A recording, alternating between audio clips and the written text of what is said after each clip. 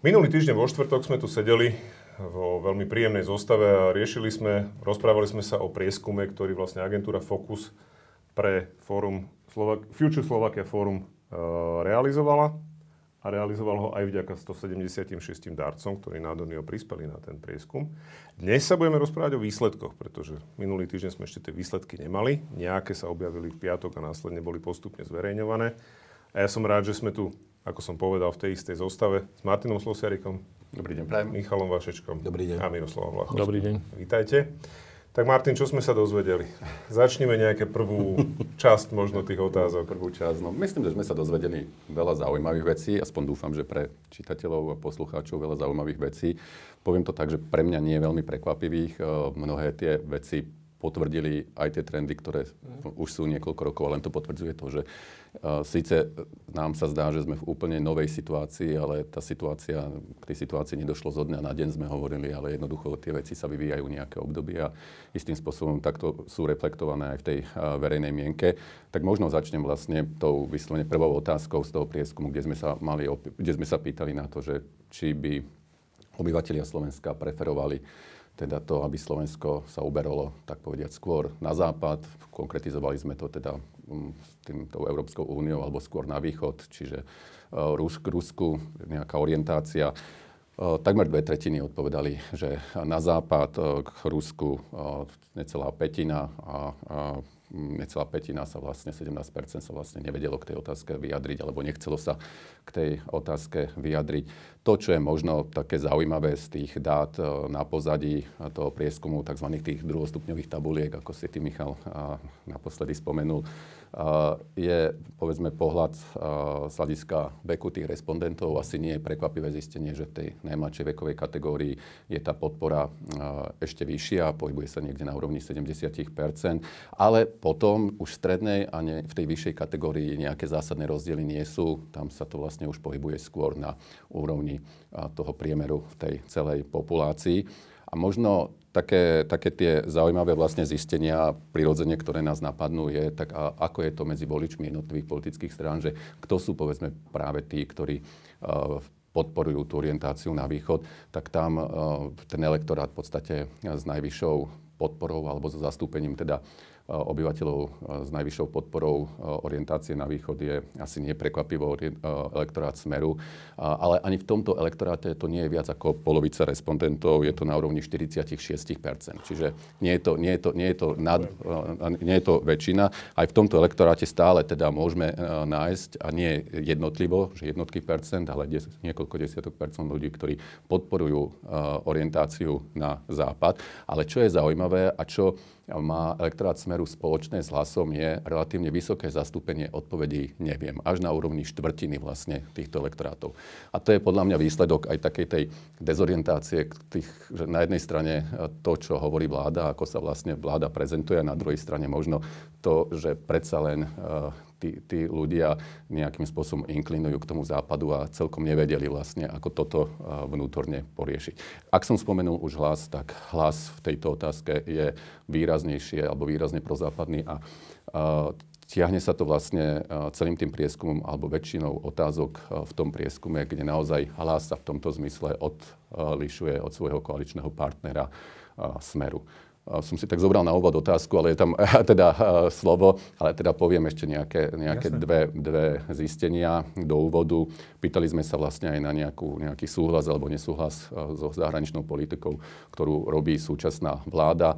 Tam ten súhlas bol na úrovni tretiny populácie. Nie je to vlastne nejak prekvapivé zistenie, ak skúmame, povedzme, dôveru v inštitúcie a konkrétne, povedzme, dôveru k vláde Slovenskej republiky, tak sa dnes rovnako pohybuje približne na tretine. Čiže toto do veľkej miery korešponduje. Možno toto je jedna z tých otázok, kde predsa len aj voliči Hlasu sú mierne nad priemerní v tom pozitívnom vnímaní alebo hodnotení sú lojálnejší. Hej, je to na úrovni necelých 60%, ale je tam zasa rozdiel, povedzme, od voličov Smeru, u ktorých je to podstatne vyššie, u voličov SNS je to podstatne vyššie, dokonca, povedzme, u voličov Republiky. A ešte teda spomeniem jednu otázku, tú tretiu, kde sme sa pýtali na to, či obyvatelia Slovenska podporujú to, aby sa Slovensko v podstate aktívnejšie zapojilo do tej iniciatívy, ktorá prebehla vlastne pred 2 týždňami v Londýne, tá tzv. aliancia alebo koalícia ochotných. Tá podpora sa pohybuje na úrovni 54%. Samozrejme, opäť vyššia je u tých respondentov, ktorí, povedzme, podporujú našu prozápadnú orientáciu, ktorí podporujú naše zotrvanie v NATO. Naopak, podstatne nižšia je v Smere, v Slovenskej národnej strane alebo v Republike. Tak možno na úvod toľko. Ja mám k tomu ešte jednu otázku, tam mi napadla teraz, ako si hovoril o tých jednotlivých stranách a teda tí voliči tých jednotlivých strán a spomínal si to, že povedzme pri tej prvej alebo druhej otázke, pri tej prvej, že povedzme voliči Hlasu, že tam je veľa takých, čo nevedia. Zaujíma ma zase u tých opozičných strán, že je to percento ľudí, ktorí sú voliči, povedzme, opozičných strán a nevedia sa vyjadriť k týmto otázkam. Je menšie alebo väčšie? Je menšie. Čiže sú zorientovanejší. Dá sa povedať, že sú zorientovanejší títo voliči? Neviem, či automaticky by som použil to slovo zorientovanejší, lebo možno to akože implikuje automaticky to, že majú nejak logickejšie alebo vystavanú tú svoju argumentáciu, ale minimálne teda aspoň z hľadiska tohto základného nejakého nastavenia, povedzme geopolitického, sú konzistentní, poviem to takýmto spôsobom. Ja do toho musím vstúpiť trošku metodologicky. Nemusí to byť iba tou zorientovanosťou, môžu to byť aj únikové odpovede. Proste niektorí ľudia sa nechcú vyjadriť pri nejakých témach. Dám taký extrémny príklad, kde si pamätám, že to naozaj zohrávalo veľmi významnú úlohu. Odpovede ohľadne postoja k Židom. Proste antisemitizmus. V mnohých krajinách, spomínam si, najvyššie to bolo v Poľsku, desiatky percent ľudí proste hovorili neviem. No a na to sú spôsoby porovnávania tých reálnych početností a očakávaných početností, aj na základe, povedzme, nejakých predchádzajúcich výskumov, kde vy môžete iba vysloviť hypotézu, nemôžete s tým urobiť nič, vysloviť hypotézu, že nejaké to percento ľudí proste uniká. A v tomto prípade si myslím, že môže to byť tento prípad tiež. Okay. Ja som to koniec koncov už spomenul, podľa mňa unikali predovšetkým vlastne voliči Smeru, čiastočne Hlasu, práve preto, že práve v tých aktorátoch sa ukazovala až tá štvrtina, čo je významne vysoké číslo vlastne tých odpovedí neviem, kde nechceli vlastne vyjadriť ten svoj príklon ani k jednej z tých alternatív. Dobre, ale napriek tomu stále tam vidíme určitý rozpor medzi tým, čo robí vláda a čo v zásade aj jej voliči preferujú. Tak v čom to je? Čo to je? Sú to dezinformácie? Kde to vzniká? Ide tá vláda si proste svoje a kašle už aj na tých voličov? Dobre, ja skúsim začať. Nie celkom. Tak vláda veľmi dobre vie, toto nie sú prekvapivé čísla pre ľudí, ako je Robert Fico. Oni veľmi dobre vedia, že väčšina ľudí deklaruje v tej všeobecnej rovine Západ. Že proste málo kto chce žiť v polozemlianke na Urale, ale že radšej by ako bol v nejakom peknom dome proste v Európskej únii a ideálne so Schengenom a v eurozóne. To nie je žiadne prekvapenie, hej. Vedia aj to, že ľudia rozumejú, že malé Slovensko sa v princípe nie je schopné brániť, takže väčšina ľudí preferuje členstvo v NATO a dostaneme sa k tomu, že či aj teda chcú za to platiť. Ale všetci rozumejú a mimochodom, keď začala vojna pred 3 rokmi na Ukrajine, tak pamätáme si, že podpora NATO stúpla vtedy. No pretože jednoducho ľudia si uvedomili, že aha, tak ide do tuhého, no a naša armáda, kto vie, či nás bránia. A dnes vlastne získavame informácie priamo z vojenských kruhov, že mnohí vojaci, ktorí samozrejme sú profesionáli a v prípade konfliktu by bránili túto krajinu, tak vlastne dlhé roky majú taký zvláštny pocit, že na strane politikov a mnohých politikov to odhodlanie vydať rozkaz na bránenie krajiny by možno nebolo až také, ako sa hovorí, husté. Že vlastne sa nepočíta s tým, že by sme museli bojovať. Opakujem znovu, vojaci sú na to pripravení, však sú to profesionáli. Áno, a toto sa tak trošku premieta samozrejme aj do tej verejnej mienky, alebo tá verejná mienka zase spätne ovplyvňuje fungovanie týchto politikov.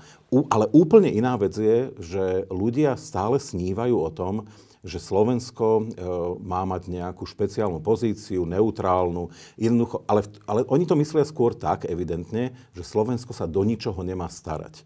Čiže nech nás niekto tu nad nami proste chráni, nejaký dážnik nech tu je, či už je to dážnik jadrový, alebo patriotov, alebo čohokoľvek, ale my do toho nebudeme veľmi prispievať a aby to bolo lepšie, tak ľudia ako Robert Fico alebo Robert Kaliňák tomuto opäť veľmi dobre rozumejú, takže sa snažia presvedčiť NATO a dokonca aj vlastných občanov, že my tie peniaze, ktoré dávame do armády, tak budeme z nich financovať nemocnice, dokonca snáď aj nejaké komunikácie, alebo dokonca školy už padli, že sa budú z toho financovať. To neviem, čo to s obranou má spoločné. No ale pri takomto nastavení populácie sa bojím, že budú schopní o tom nie malú časť populácie presvedčiť. Ja možno pár poznámok k tomu, lebo toto sú dôležité témy. Pre mňa jeden z najzaujímavejších grafov toho celého bolo práve to, ako podporovatelia politických strán deklarovali svoju orientáciu. No a tam vidíme, že v tom smere je to výrazne vychylené smerom na východ. A to tak čiastočne dokáže vysvetliť niektoré pre normálne zmýšľajúceho racionálneho človeka skoro až nevysvetliteľné spanilé jazdy predstaviteľov Smeru do Moskvy. Najškandaloznejšia bola podpredsedu Smeru Ľuboša Blahu, kde sa stretol so šéfom ruskej rozviedky. To je proste formát, ktorému nedokážem porozumieť. Ale ako oni tým hrajú na domáci elektorát. To je najväčší problém tejto z môjho pohľadu, tejto štvrtej vlády Roberta Fica, že vlastne všetko je sústredené na domáci elektorát a konkrétne na ich elektorát, že je jedno, aké má dlhodobé záujmy táto krajina, ako by mohla prosperovať, s kým by sa mala dať dokopy. Nám ide o tento segment toho elektorátu, tých si my vybavíme, tých si my ošetríme, ostatné nás nezaujímajú, títo nám garantujú našu bezpečnosť. A to je jeden aspekt. A druhý, to, čo spomínal Michal, tá schopnosť brániť sa, alebo odhodlanosť brániť sa, tam naozaj je rozpor v tom, že my máme armádu Slovenskej republiky, ktorá je rešpektovanou inštitúciou a kde sú tí profesionálni vojaci aj to velenie pripravení brániť republiku. Naozaj sú na to trénovaní, berú to ako svoju životnú rolu a tak ďalej. Je to všetko v poriadku, ale naozaj sa tam zjavujú pochybnosti, že či to politické vedenie je také odhodlané, či to politické vedenie je pripravené. A kedysi bol taký termínus technicus, že mnichovanství. Ja mám taký pocit, že to mnichovanství prežíva na Slovensku silnejšie ako v samotnej Českej republike. Taká tá schopnosť proste podľahnúť vonkajšiemu tlaku a nebrániť sa a však my sme malí, my sme slabí. Ono je to tu zámerne pestované priam v tých ľuďoch. Je to obľúbená téza premiéra Fica roky. My sme mali, čo my zmôžeme. No, nie je to tak, hej, sú aj menší a zmohli pomerne veľa, keď boli odhodlaní a pripravení a boli, tak povediac, vnútorne zjednotení. Pre mňa sú v tomto prípade veľkým vzorom tie nordické krajiny, kde tá resilience, teda tá odolnosť je na vysokých číslach. A tu sa proste v priebehu niekoľkých dekád, by som to tak povedal, Slovensko úplne poddalo hybridnej vojne s Ruskom. Dokonca sme dospeli podľa mňa do takého štádia, že časť politickej elity, tak povediac, sa do toho aktívne zapojila na strane Ruska. A ak ťa môžem doplniť, lebo ja mám taký veľmi zlý pocit, že to, čo predviedol Robert Kaliňák vo Varšave, že na Slovensku sa vlastne nerozoberalo dostatočne. Že my sme to tu minule spomenuli, ale v skutočnosti som to videl spomenúť niekoľkých ľudí a tvárime sa, že vlastne to nie je dôležité. Ale tak zopakujme si. Robert Kaliňák prichádza do Varšavy, ináč vybral si mimoriadne zlé miesto, kde to povedať. To tak akože v Budapešti si to ešte viem predstaviť, ale Varšava je naozaj zlé miesto a hovorí, že brániť sa je blbosť, však tí Rusi raz odídu. No? Ináč to je pravda, že vlastne v nejakom dlhodobom slova zmysle každý raz odíde, každá civilizácia raz skončí. Tie najdlhšie trvajúce civilizácie, ako egyptská, trvali možno do 2000 rokov. A Džingis Khan zanikli a keď Arabi dobili Pyrenejský poloostrov, no tak ako zostali tak povedzme 700 rokov, kým teda rekonkvista bola završená dobitím Alhambry. No, samozrejme, že môžeme si z toho robiť srandu, no ale vlastne málo kto sa spýtal tú otázku, že a prečo takýto človek je ministrom obrany? Že prečo vlastne, lebo potom totižto to evidentné šetrenie v hlavách ľudí, že teda nedávajme veľa peňazí, lebo ten výskum to vlastne krásne potvrdil, že nevidíme veľký dôvod dávať na obranu tejto krajiny peniaze. No tak ale v tom prípade, ak je to takto, že mi minister obrany hovoril, že sa vzdajme, no tak najlepšia investícia je 0. To potom treba radšej ušetriť tie 2% body úplne a armádu rozpustiť. Čak my sa nebudeme brániť, áno? To sú v skutočnosti vyhodené peniaze. Ale sme Kostarika. Nie, ja teraz zámerne hovorím, že ja to iba dovádzam ad absurdum. Samozrejme, že ja si to nemyslím. No ale málo o tom debatujeme. Že vlastne to je ako keby minister zdravotníctva povedal, že viete čo, že tie nemocnice kľudne zavrime všetky, veď koniec koncov aj tak raz všetci zomrieme. Hej, tak to je na tejto úrovni.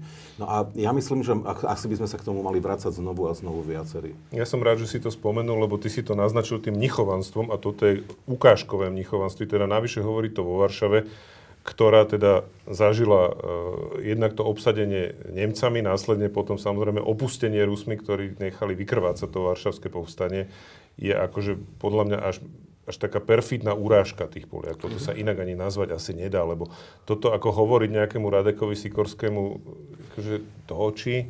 Mám k tomu jednu poznámku. Totižto tá návšteva vo Varšave veľmi plasticky ukázala dvojtvárnosť Roberta Kaliňáka v tom zmysle, že na jednej strane povedal toto, na druhej strane tam podpísal 4 dohody s tými Poliakmi. Všetky 4 dohody boli o tom, ako budeme spolu vyrábať zbrane. A zároveň dnes či včera vyšla štatistika o tom, že Slovensko za rok a pol vlády Roberta Fica predalo zbraní 10-násobne viacej ako predtým, hej? Čiže celá tá téza o tom, že nepošleme na Ukrajinu ani náboj, no tak tých nábojov tam teda odišlo riadne, len sú náboje, ktoré sú takzvané mierové a potom sú také náboje, ktoré nie sú mierové. Tie mierové sú tie, ktoré si nechajú zaplatiť. Áno, tie vojnové sú tie zadarmo. A tam vidno tú proste, nazvime to, že kognitívnu disonanciu, proste to zmetenie v tých hlavách voličstva Smeru a vládnej koalície, že jednoducho týmto ľuďom to nepripada nejako zvláštne, že na jednej strane sa im podlizujú s tým, že chceme mier a my sme tí mieroví a tak ďalej a sú schopní vysloviť takúto tézu ako Robert Kaliňák vo Varšave a zároveň akože pumpujeme peniaze a dávame zbranie v takom rozsahu, ako nikdy predtým. Ale ja k tomu ešte dodám, lebo totižto to je taká debata, kde to vyzerá, ako keby sme moralizovali. Nie. A teda, ja poviem, lebo mne je to ako hnusné. To naozaj, to nie je o moralizovaní, to je o tom, že mne by bolo hnusné v mojom živote byť naprosto neempatický a nesolidárny k niekomu, hovoriť mu to priamo, dokonca pomerne vulgárne, tak ako sa tu občas hovorí vo vzťahu k Ukrajine a k prezidentovi Ukrajiny napríklad, ale hneď na druhý deň na tom zarábať. Tak ako, musím povedať, že keby som toto zažíval v osobnom živote, tak si poviem, že no tak fuj, že toto ja nechcem už zažívať, ale skôr alebo neskôr v tomto zmysle nejaký odkaz o tom, aká táto krajina je, pôjde do sveta. Takto nejako nás budú vnímať. A samozrejme, že s istou dávkou cynizmu, alebo so značnou dávkou cynizmu, konštatujem, že zatiaľ im to vychádza. Pretože podpísali dohodu s Poliakmi, presne ako Miro povedal, No lebo jednoducho Európa vie, že napríklad pri nábojoch tie slovenské zbrojovky majú nejakú kapacitu, ktorá nie je vôbec zanedbateľná. A momentálne jednoducho by to možno ani bez tých slovenských... Tá muničná iniciatíva nejakým spôsobom stojí ani by to aj na nešlo, áno, jednoducho. Ale pozor, nemýlme sa. O 3 roky môže byť situácia úplne iná. V slovenských zbrojoch, tie budú mať síce svoje možnosti naďalej, ale niekto iný, napríklad tí Poliaci, si vybudujú také možnosti, že jednoducho Slovensko potrebovať nebudú. Ale keby Slovensko bolo konzistentnou krajinou, tak nás s veľkou radosťou prizvú, samozrejme, do takého klubu. Čiže ja iba upozorňujem na to, že tento typ cynizmu, že však nám to vychádza, hej? To je presne také, ako keď sa ma v zahraničí pýtali, že ty, Michal, všetko rozumieme už, ale nerozumieme, ako to mohlo tých 30 rokov tomu Kočnerovi prechádzať. Že to sme naozaj nepochopili. A no ja hovorím, tak vidíte, no tak keďže vždy mu všetko prešlo, tak si bol absolútne istý, že mu prejde aj to ďalšie. No tak išiel ďalej. No a toto je presne príbeh tejto vlády. Že zatiaľ im všetko prechádza a ešte aj predávajú zbrane. No tak výborne, tak môžeme ešte viac brízgať na Brusel, ešte viac môžeme brízgať na Kyjev. Aj tak nám to prejde. Ale to sa raz môže vymknúť spod kontroly, lebo niekto povie, viete čo, asi nás to už s vami ani moc nebaví. A nepotrebujeme vás. A už vás nepotrebujeme. Teraz nás potrebujú, hej? Lebo máme nejaké kapacity. Ináč, Martin, tam boli presne tie otázky, myslím konkrétne otázku napríklad 6, 7 a 8, kde to bolo také zaujímavé, že vlastne prvá tá otázka bola, že či teda máme zvyšovať výdavky na obranu. Čiže na jednej strane tu akože predávame muníciu a zbrane o 106, ale občania si myslia... Áno.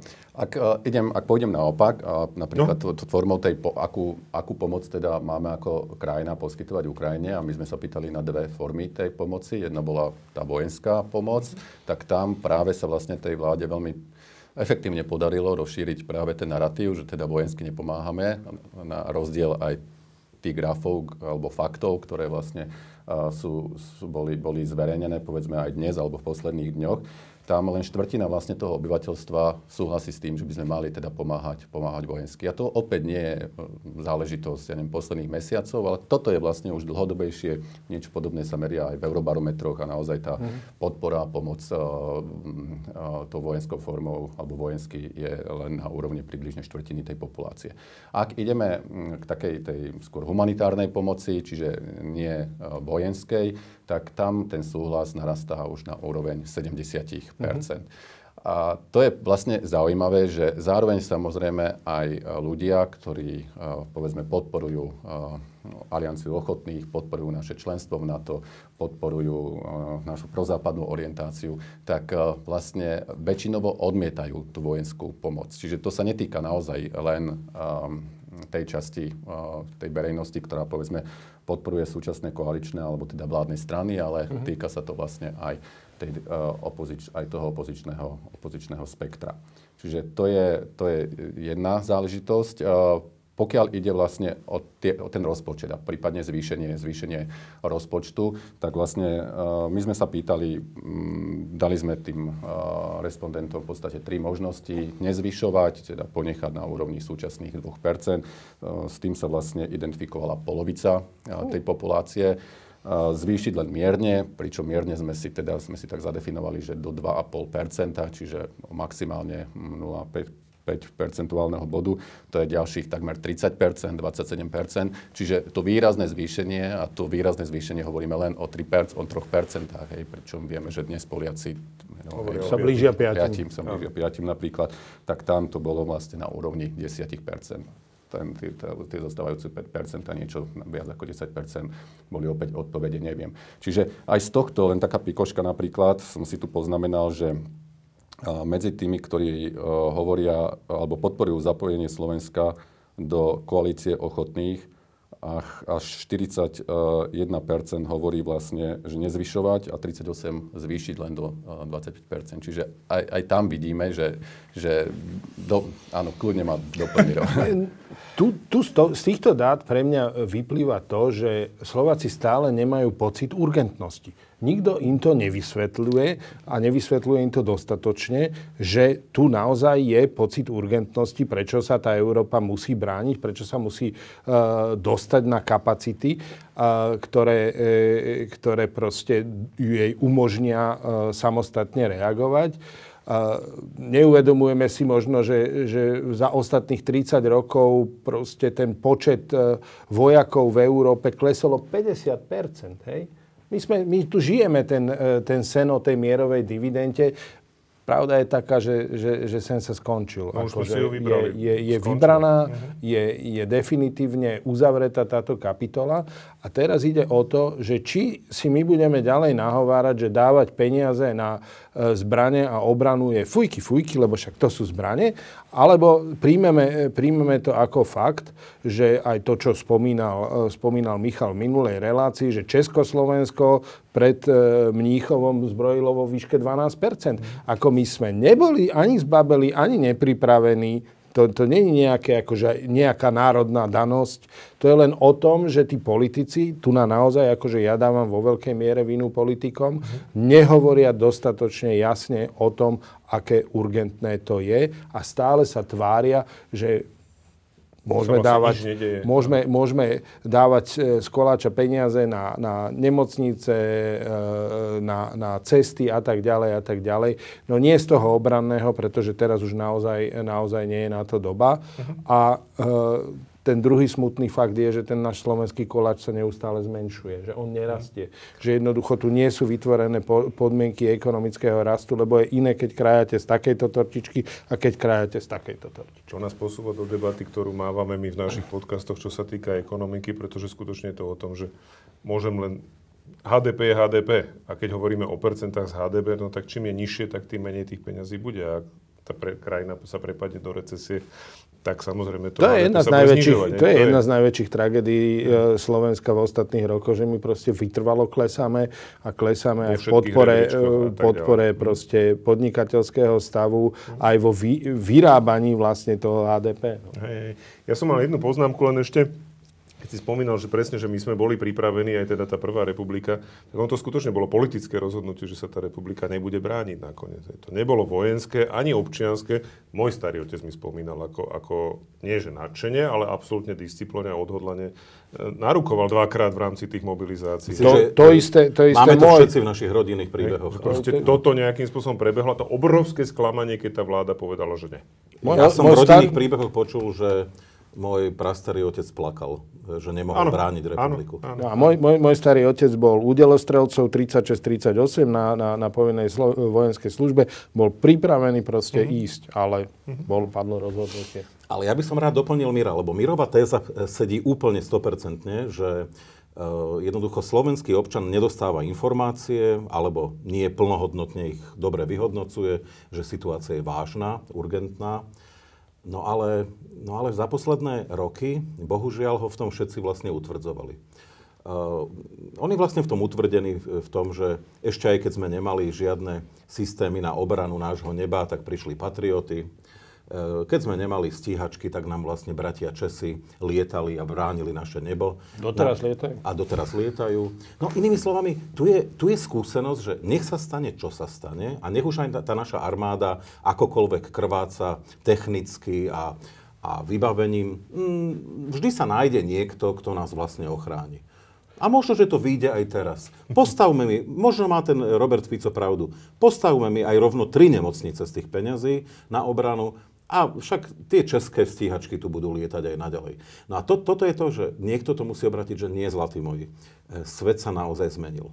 Áno, takto to bolo ešte pred pár rokmi a teraz sa to zmenilo, pretože všetci budú musieť veľmi nepríjemne otesávať svoje národné rozpočty. To bude bolieť každého a budú to veľmi náročne vysvetľovať svojim občanom a už nebudú mať veľké pochopenie pre čiernych jazdcov. Hej, proste, lebo tu je nejaká krajina, ktorá jednoducho si nekúpila lístok, ale sedí v prvej triede a proste necháva si nalievať šampanské s jahodou. No a takto to nepôjde jednoducho. Mimochodom k tým číslam ešte, a teraz seba kriticky, lebo niekoho by to mohlo napadnúť.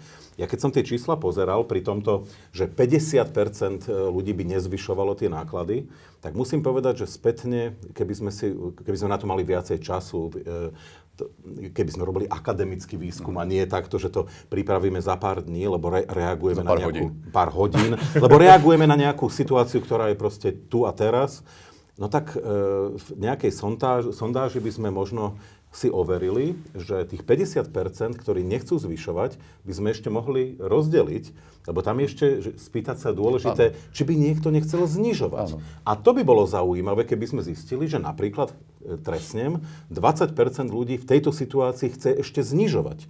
A ja som takmer presvedčený, že tam takí sú. Hej? Sú určite. A okrem toho, to je ešte iný pohľad, keby sme to vyjadrili v absolútnych číslach, čiže v miliardách eur, tak to bola práve tá dilema, s ktorú som riešil aj s Davidom Božutom, že ak niekto, neviem, aké sú tie výdavky aktuálne, hej, koľko je to miliard, ale keď niekto uvedie miliardu, teda miliardy, v miliardách niečo, tak automaticky to vo väčšine populácie vzbudzuje, že ako je to veľa peňazí, ako nedokážu, rozumiete mi, akože nedokážu vlastne, nemajú to merítko toho, že koľko nevedia, hej, prirodzene, hej, koľko, presne tak, hej.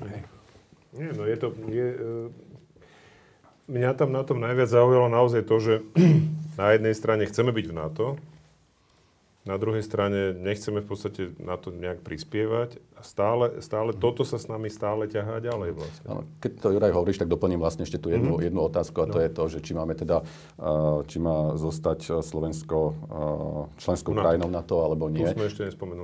Tam vlastne tie výsledky sú tak povediať ešte pozitívnejšie ako v prípade tej prozápadnej orientácie. Až 70% obyvateľov Slovenska vlastne podporuje naše zotrvanie v NATO. Opäť ukazujú to aj iné prieskumy. Mimochodom, keď zoberieme strany súčasnej vládnej koalície a dali by sme ich dokopy tých voličov, tak aj medzi nimi je to 63%.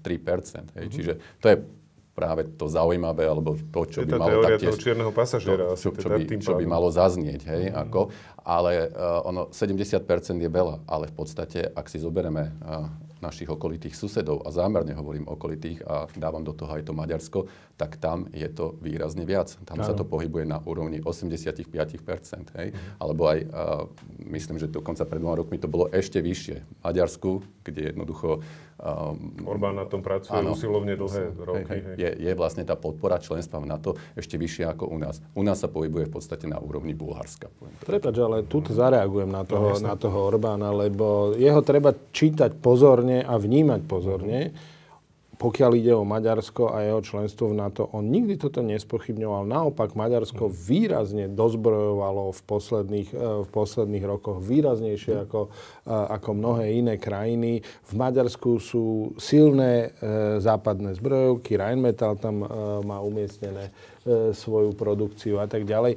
Oni sa vyzbrojujú, oni sa pripravujú a v tomto zmysle akože Orbán jedná ako zodpovedný premiér krajiny, keď to takto poviem. A mňa práve, že vyrušovalo na situácii na Slovensku v posledných dekádach, že my sme toto, aj keď sme to mali odsledované, tak tá politická elita na to nereagovala dostatočne a opäť raz nepovedala jasne, my musíme proste byť minimálne na jednej úrovni s našimi susedmi, čo sa týka vyzbrojovania. Je to úplne prirodzený politický inštinkt, ktorý by mal mať každý. Čím to je? Prečo to nerobia? Je to len o tom, že je to populizmus a je to proste orientácia úplne inám? Alebo je to nezáujem? Čím to je, že tá slovenská politická reprezentácia nepôsobí, ja si to dovolím povedať, že nepôsobí dostatočne patrioticky, pretože ako sa mám ja tváriť ako vlastenec, keď nepovažujem za kľúčovú a zásadnú povinnosť obranu vlasti. Nehovorím o vojakoch, tam si to povedal veľmi jasne. Ale v tej politickej reprezentácii, a teraz musím povedať, že ja to na kríž spektrom to nepočujem. Tak intenzívne. Jediný, kto na tom trochu intenzívnejšie o tom hovoril, bol povedzme Ivan Korčok v rámci prezidentskej kampane. Ale inak, ako v zásade, naprieč tým politickým spektrom je to veľmi, veľmi také, že no však áno, a bolo by treba, a jasné, že na to a tak ďalej, ale keď si vezmeš tie politické strany, No, tak máme viaceré interpretačné schémy. Jedna je tá, že to, že si neveríme a že vlastne v prípade napadnutia krajiny my by sme sa aj tak predsa neubránili, je tak rozšírené v krajine, že proste je to aj medzi politikmi. Je to malovernosť, podľa mňa. Znovu, pozor, táto krajina je rovnako veľká ako Fínsko. A ja teda byť Ruskom, tak na Fínsko už si druhýkrát netrúfnem. Akože nikto nepotrebuje mať zarezané celé jednotky proste uprostred hlbokých fínskych lesov. Že? Ten príbeh tej zimnej vojny všetci poznáme. No, takže nejaká malovernosť, ono to naozaj podľa mňa zohráva nejakú úlohu. Druhá interpretácia, jedna časť politickej scény, ja si myslím, že tí, ktorí sú teraz pri moci, je im to naozaj úprimne jedno. Že proste to je systém po nás potopa. Hej? Tretie, u niektorých... do pekla na bielom koni. Áno, u niektorých môže to byť strata zmyslu pre realitu. Hej, teda obrazne povedané, taká novodobá verzia toho, keď sa spýtali podľa legendy, ktorá sa nikdy neoverila, Márie Antoinety, že ale už naozaj situácia je vážna na vidieku francúzskom, ľudia nemajú chleba. A ona teda podľa legendy hovorí, no tak nech jedia koláče. Je to úplná legenda, nepovedala to ona? Áno, však hovorím. Niekto to povedal oveľa skôr, ale nie ona. Áno, však... To bola dezinformačná kampaň už vtedy, by the way. Bola, hej. No dobré, samozrejme, my to používame skôr v zmysle straty zmysel pre realitu. No a je možné, že niektorí proste po dlhých rokoch v politike stratia ten zmysel. A je vždy dobre, keď to niekto otestuje napríklad na takých veciach, ako je, a vy viete, aká je cena masla v obchode a tak, a oni väčšinou vôbec nevedia, sú úplne mimo. No ale bolo by dobre, že či oni vôbec ešte tieto veci rozlišujú. No a posledná interpretácia je, že oni v skutočnosti veľmi dobre poznajú, povedal by som, genofond, s ktorým pracujú. A vlastne na takéto výskumy majú urobené z minulosti. A oni vedia, že väčšina ľudí vlastne chce v princípe Slovensko, ktoré sa do ničoho nestará, k ničomu sa veľmi nevyslovuje, sleduje iba veľkých a významných, s ktorými máme dobré vzťahy a podľa toho hlasuje. Áno, to tak občas býva aj v slovenskej diplomácii v minulosti. Teraz nechcem byť krivý, ale že boli časy v niektorých menej dôležitých veciach, že proste slovenskí zástupcovia sledovali, ako hlasuje Nemecko a keď proste bolo abstention Nemecko, tak aj my sme mali abstention, keď sme boli proste išli sme proste v istom smere. No a Mirko, čo? Ale áno, je to tak, že? No. A jednoducho táto garnitúra vie, že aká je objednávka na strane populácie a ona ju v podstate naplňa. Problém má iba v tom, že tá populácia zase nie je, by som povedal, tak nestratila zmysel pre realitu, že vie, že krajina je v princípe západná, že patrí na západ, chce mať Schengen, chce mať euro a tak ďalej. Čiže práve preto to bruslenie, to každodenné klamanie, to zahmlievanie, lebo vlastne to musia zahmlievať, lebo bez zahmlievania samozrejme by to vyzeralo, že idú proti prúdu. Čiže oni z toho musia iba urobiť obrovský galimatiáž a bohužiaľ ten galimatiáž sa prelieva do hlav ľudí. No. Keby som chcel toto cynicky okomentovať, tak poviem, inštinkty sú správne, len sa nám nechce pracovať a investovať. Hej? A to je jedno z toho, ale k tomu, čo hovoril Michal, by som možno ešte jednu úvahu dodal, a to je, že predsa len, keď sa porovnávame s tými susedmi, tak je tu jeden rozdiel, historický rozdiel, a to je trvanie štátnosti a skúsenosti so štátnosťou. Nechcem to používať ako barličku, po 30 rokoch by sme toto mali mať dávno ujasnené, vyriešené, ale ja to niekedy tak vnímam, že jednak tá štátnosť na Slovensku nevznikla nejakým obrovským vzopätím a nejakým bojom, nie je to vybojovaná štátnosť v tom zmysle, ako to majú niektoré národy, že sa museli proste povstať voči iným a tak ďalej a tak ďalej. A aj tá tradícia a skúsenosť so spravovaním svojich vecí je jednoducho iná. Ja to zase vidím, keď si porovnávam, povedzme, Slovensko a Maďarsko, no tak akokoľvek sa na to pozerám a akokoľvek som kritický k Viktorovi Orbánovi, tak tá administratívna kapacita v tom Maďarsku a tie vzdelanostné kapacity sú stále vyššie ako u nás. No. Tak nie, áno. Možno len na doplnenie, lebo už to tu viackrát bolo spomínané, ešte vlastne jedna otázka z toho prieskumu, ktorá sa práve týkala toho, že ako by sme sa mali teda ako krajina zachovať alebo správať v prípade, ako dôjde vlastne k nejakému vojenskému konfliktu v susedných krajinách alebo v susednej krajine. A tým sme nemysleli len Ukrajinu. A tam zjavne sa vlastne opäť ukazuje to, že nebyť aktivistický, neprejavovať sa nejak aktívne, pretože 30% hovorí, že vôbec nezasahovať, nič nerobiť. Hej, počkať, hej, to sú to tvoje čučoriedky. Hej.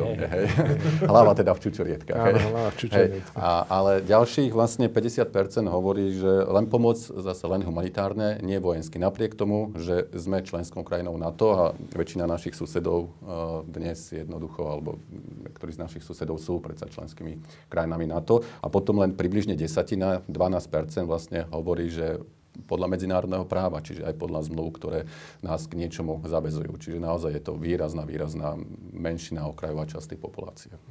Tu by som možno dodal, že možno to čiastočne súvisí aj s tým, že naozaj v Európe dlho nebol žiaden veľký konflikt a jednoducho my sme odvykli od toho, že sa musíme brániť. Hej. Toto nie je akože, to sa dá zovšeobecniť akože na Európu ako takú a naozaj sme si tú mierovú dividendu teda užívali pomerne silno.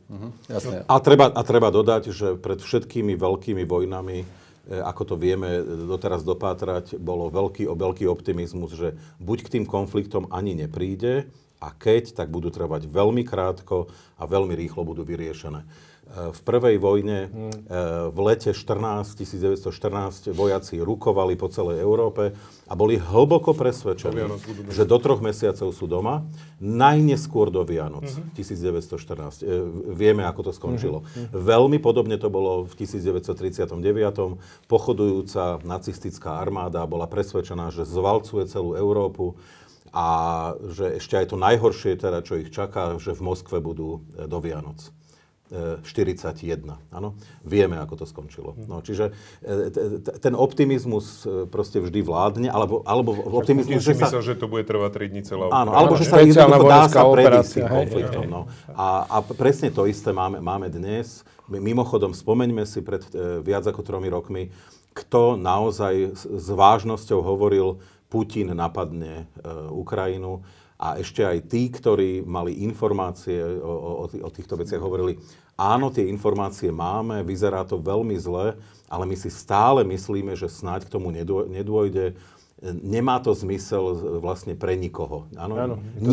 Nikto z toho nebude benefitovať a vždy treba, aby aspoň jeden benefitoval, ale tu nebude benefitovať nikto. Áno? To je lose-lose stratégia. A preto aj ľudia, ktorí naozaj oni sa síce pomýlili, ale spätne dá sa povedať, že rozmýšľali veľmi správne, lebo stále vnímali potrebu istej racionality. No a vlastne ľudia rozmýšľajú o tom podobne. Prečo v čase, kedy na celom svete sa zvyšuje životná úroveň, vlastne sa krajinám darí, podarilo sa eradikovať chudobu. Áno, my si stále myslíme, že žijeme v nejakej strašnej dobe, ale v mojom detstve sme rozprávali si vtipy o etiópskych deťoch a tam naozaj zomierali strašné desiatky, 100 000 detí na hlad. Dnes to už prakticky nie je. Áno, občas príde nejaký konflikt, ako teraz v Kongo. A to máme na planete dvojnásobok obyvateľstva. Áno, príde také ako v Kongo, že môže sa stať, že na malú chvíľu je nejaký problém, ale väčšinou veľmi rýchlo sa to darí riešiť. No, ináč to ma vedia aj k tej poslednej otázke, ktorá je taká zaujímavá. My sme to minule trošku, myslím, nakúsli. Ja už neviem, či počas relácie alebo po relácii. A to je otázka neutrality Slovenska. Ty máš tie presné čísla. Pri tej neutralite, tam sme sa pýtali teda, či by Slovensko Malo byť neutrálne. Malo byť, áno, vojensky neutrálne. Neviem to teraz nájsť, ale pamätám si tie výsledky. 50% hovorí, že áno, že malo by byť neutrálne a 40% hovorí, že by malo byť radšej súčasťou vlastne aliancii, ako je NATO. Mňa by v tomto zaujímalo, že koľký z tých, ktorí hovoria, že nemáme zvyšovať vojenské výdavky, sú súčasne za neutralitu Slovenska. A súčasne za členstvo v NATO. Iné otázke. Áno, jasné. To už je potom samozrejme ešte ad absurdum to dovedené, ale možno len tieto dve otázky. Ale budú tam desiatky percent. Akože že sa to bude prekrývať. To znamená, že ľudia vôbec nerozumejú tomu, že čo znamená byť neutrálny. Možno je to dobre si to vysvetliť. Nie, tam akože ten koncept neutrality nerozumejú tomu, není im to vysvetlené, to je nejaký feeling pre nich. Hej? Martin, to má ale veľmi praktické konzekvencie. Len ak ľudne doplňujem, urobil som si tu práve tú poznámku, hej, že z tých, čo si myslia, že máme byť neutrálni, chce Slovensko v NATO 42%. Wow. No, a to vysvetľujem. No ale zároveň, okrem toho, že tomu naozaj nerozumejú a nerozumejú tomu, že neutrálnym sa nestávam tým, že to poviem, ale že tú moju neutralitu niekto akceptuje a garantuje. Tej časti oni nerozumejú, že to proste každý si môže zmyslieť zrazu, že ja som neutrálny. Ano? No tak nie. Československo v 68. si tiež niečo uzmyslelo, že slovami Alexandra Dubčeka, ale v Moskve mali na to trošku iný názor, že ako sa to tu bude vyvíjať. A keďže oni boli tým garantom, tak si urobili poriadok vo svojom tábore. Hej? No ale zároveň je tam niečo znepokojujúcejšie, že tí ľudia vlastne svojím spôsobom veľmi utilitárne povedali v NATO, no samozrejme, výbory, budeme v NATO, však nech sme chránení, ale máme byť neutrálni, akože v preklade, no na nás sa článok 5 nevzťahuje. No my nikomu pomáhať nebudeme. To ukazujú aj ale nám samozrejme musí byť niekto prísť pomôcť. No však my si to zaslúžime. Hej? A preto hovorím, že je to vo sfére pocitov, pretože samozrejme článok 5 bol aktivovaný na pomoc Spojeným štátom. Slovensko vtedy dodalo svojich vojakov do Afganistanu, dodalo ich do Iraku. Akože zase netvárme sa, že to tu nebolo a netvárme sa, že proste vtedy sme nejednali. Jednali sme a možno by sme jednali znova. Len tu je naozaj problém v tom, že nikto to tým ľuďom nehovorí a nehovorí im to napriamo a nehovorí im dôsledky toho, čo taká neutralita znamená a prečo chceme byť namiesto neutrality v Severoatlantickej aliancii, tak ako sa to prednedávnom rozhodli dve neutrálne krajiny, Švédsko a Fínsko. Preboha, aký oni mohli mať dôvod? Však im bolo dobre. No nebolo im dobre, pretože videli to, čo sa deje v Rusku a toho agresívneho ruského medvedia, jak proste tými chapadlami sa naťahuje kade-tade, tak nechceli, aby sa naťahoval aj k ním a tá garancia bola samozrejme Severoatlantická aliancia. Ale toto my sme robili takú informačnú kampaň pred vstupom do Severoatlantickej aliancie aj pred vstupom do Európskej únie. Jak sme tam vstúpili, zavrela sa voda a proste tie aktivity výrazne poklesli. A dneska žneme, tak povediac, plody tejto svojej neaktivity, toho, že štát aktívne nevysvetľuje občanom, prečo je dôležité, že sme členmi týchto dvoch organizácií, aké to má dopady, aké sú možné alternatívy a prečo nie sú pre nás vhodné. Proste my nepracujeme aktívne s verejnosťou a to je ten rozdiel medzi nami a tými severskými krajinami, že tam sa pripravujú proste na rôzne krízové situácie, pracuje sa s občanom. Tu ich nechávame na pospas dezinformáciám. A ja iba dodám, ale to už teraz samozrejme to posúvam do trošku inej úrovne. Tí, ktorí neradi v tejto chvíli vidia nejakú potenciálnu spoluprácu Slovenska v tej obrannej sfére s ostatnými členmi NATO a že mali by tendenciu nás vidieť skôr neutrálnych, podvedome alebo veľmi reálne rozumejú, že intenzívnou spoluprácou na boisku alebo v nejakej prevencii pred tým, aby vôbec prišlo k vojne, sa utužuje spojenectvo veľmi silne a dokonca v tých krajinách sa vytvára niečo ako generačná identita. Identita ľudí, ktorí si prešli nejakou veľkou krízou a spoločne ju prežívali, mali ju spoločne zadefinovanú. A teda nechcem teraz, lebo to teraz bude znieť veľmi blbo, ale prípadne spoločne preliata krv znamená veľmi veľa, je záväzkom a je záväzkom na celé generácie dopredu. A teraz, lebo predsa na toto sa aj odvolávajú dnes Rusi, na tzv. Spoločne preliatú krv v Slovenskom národnom povstaní, s Československým zborom na Dukle a tak ďalej. Už prešli 4 generácie, ale tá preliatá krv je veľkým záväzkom pre mnohých. Áno? A stále znovu a znovu sa k tomu odvolávame. Čiže to je aj o tomto, že niektorí veľmi dobre rozumejú, len pre Boha nech nepríde to k tomu, aby celá jedna generácia Slovákov zrazu mala intenzívny pocit súnáležitosti so západnou Európou, lebo to potom bude definovať identitu tej generácie možno na 2-3 generácie dopredu. Dopredu, áno. A to oni nechcú, pretože oni v skutočnosti im vyhovuje tá pozícia Slovenska niekde medzi, taká nejasná. A vlastne im vyhovuje, keď tí nevoľníci slovenskí z ich pohľadu sú vlastne takí celí stratení v tom svete. No, nie, určite, akože to je jedna ten problém, ktorý ja tam tiež vnímam, že tá úplná nejasnosť toho, čo politici hovoria. A hovorím znovu, ja sa vrátim k tej otázke, že lebo mám pocit, že to naozaj naprieč tým politickým spektrom, že dokážem to pochopiť pri tých súčasných koaličných stranách, lebo to je v ich záujme, však koniec koncov Robert Fico bojuje o slobodu svoju, osobnú. To je jeho jediný záujem. Čiže ja chápem, že keď niekto funguje na púde sebazáchovy, tak už mu nič iné nezostáva a použije akékoľvek prostriedky. Ale čo súčasná opozícia? Ja mám taký pocit, že všeobecne tu pristupujú politici k nám voličom ako k nedospelým osobám a že pre Boha nebudeme ich strašiť, len ich nemôžeme vystrašiť tým, že im povieme, že situácia je zlá a že treba konať. A mňa to trošku uráža na jednej strane a na druhej strane si myslím, že sa nám to fatálne nevyplatí v momente, keď prídu reálne krízové body a body zlomu a potom vtedy je lepšie mať ľudí, ktorí rozumejú veciam, sú na ne pripravení aj mentálne a to je o tej celkovej odolnosti krajiny, ktorá podľa mňa momentálne na Slovensku je žiaľ Bohu veľmi nízka. Mirko, ak ťa môžem doplniť, ja to poviem škarečšie ako ty a súhlasím s tebou. No to je bohužiaľ o udržiavaní už infantilných ľudí v tej infantilite ďalej. A bohužiaľ teda je to aj v mnohých častiach slovenskej opozície. Nepovedať, že situácia je vážna, veď ich nebudeme strašiť. Lebo to je zase o ovládnutí tým marketingom. Oni z marketingu vedia politického, že kto voličov vystraší strašne niečím, tak môže na to doplatiť. Áno? Šíriť strach môžete, ale nesmiete tých ľudí vystrašiť, nesmie to byť s vami spojené. Hej? Musí to byť spojené s niekým iným.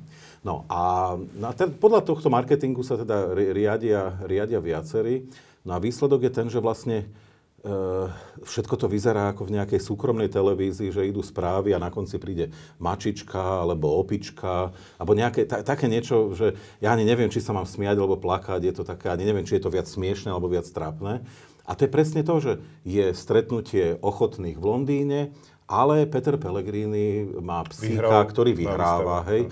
Áno, a to je presne, to je na úrovni tej súkromnej televízie, ktorá ukončí vysielanie mačičkou. Hej. No, ale to je vlastne vysielanie pre infantilných. Vlastne všetci, ktorí to majú radi, no tak by mali sami si do toho vstúpiť, že nie som ja trošku za idiota v očiach tých, ktorí mi toto vlastne podsúvajú. A nevadí mi to, že ma za takého považujú?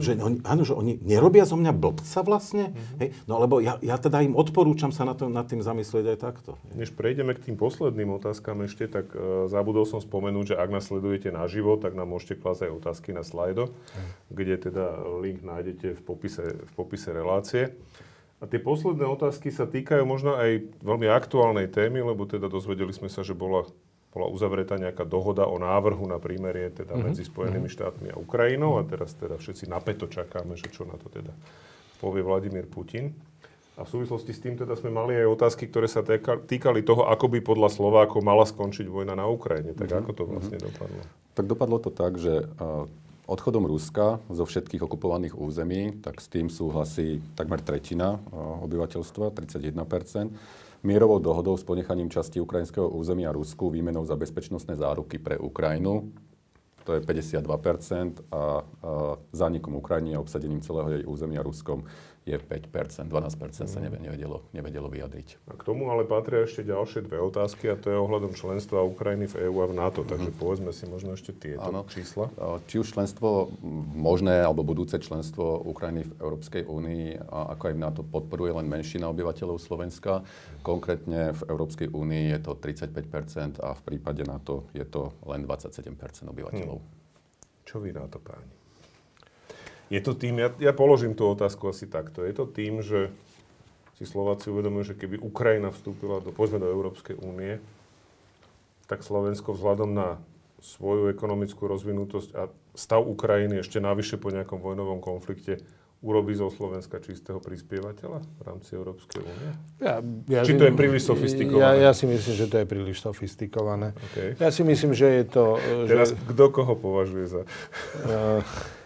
Ja si myslím, že je to opäť nedostatočné vyhodnotenie faktov a taká tá trošku intelektuálna lenivosť a odsúvanie vecí a odsúvanie problémov.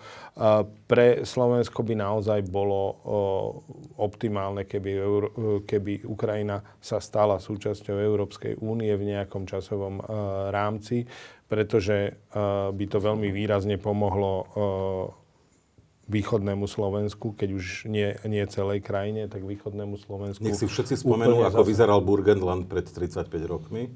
A ako vyzerá teraz. Áno. Hej, presne tak. Presne tak by mohol vyzerať Sobrance, Michalovce a Humenné. Ja som naozaj akože zástancom tohto videnia a myslím si, že by to pomohlo. A bohužiaľ, toto je také akože trošku o obavách a zbabelosti, ako sa dokáže zrekonštruovať povojnová krajina.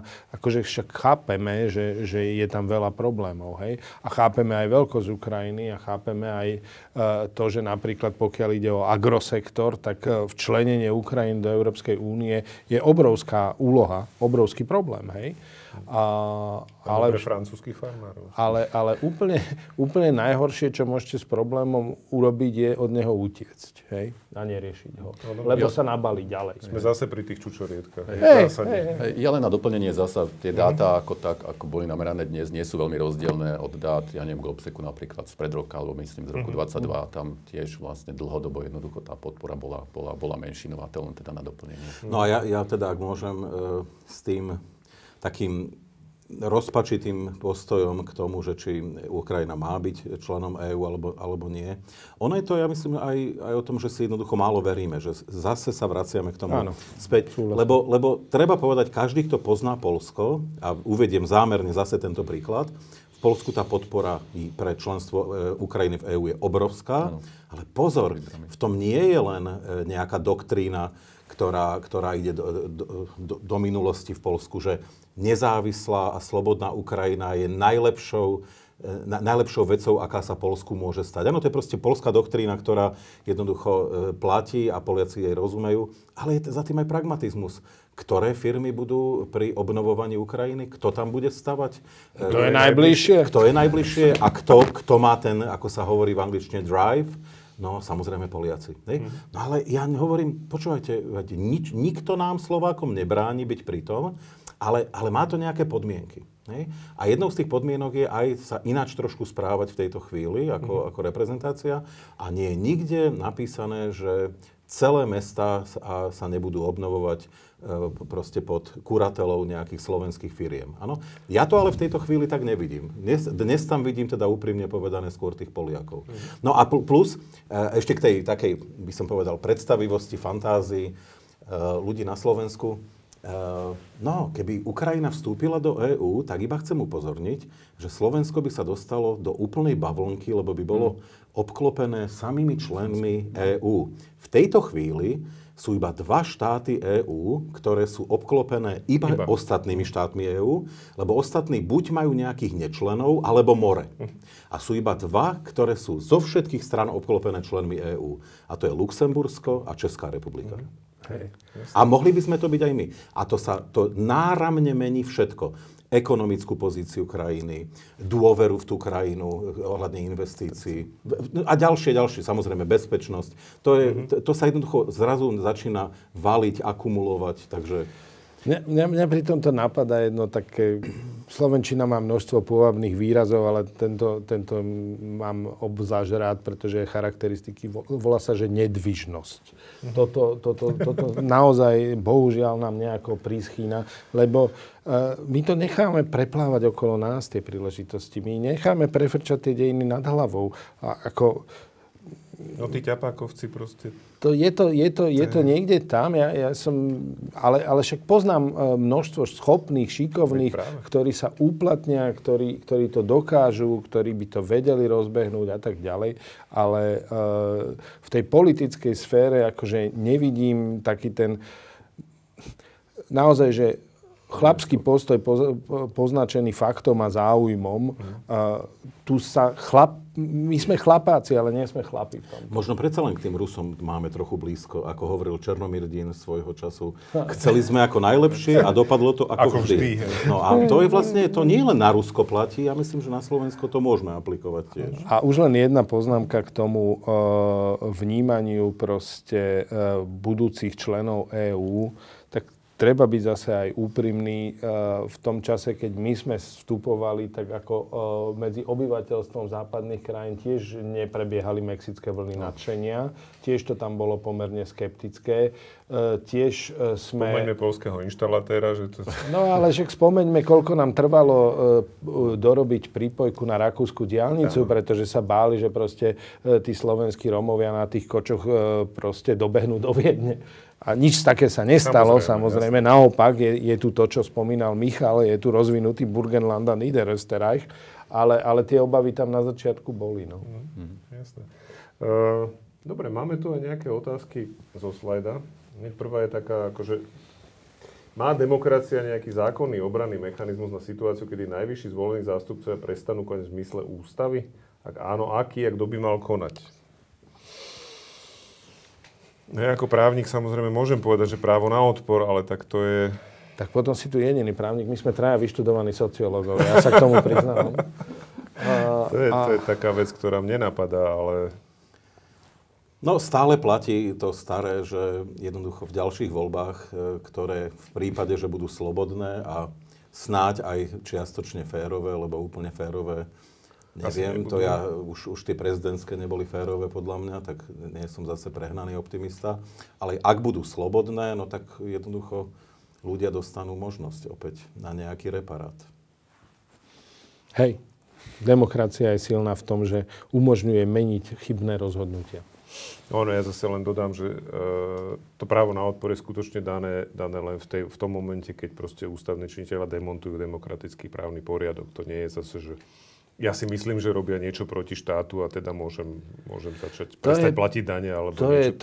To je pravda.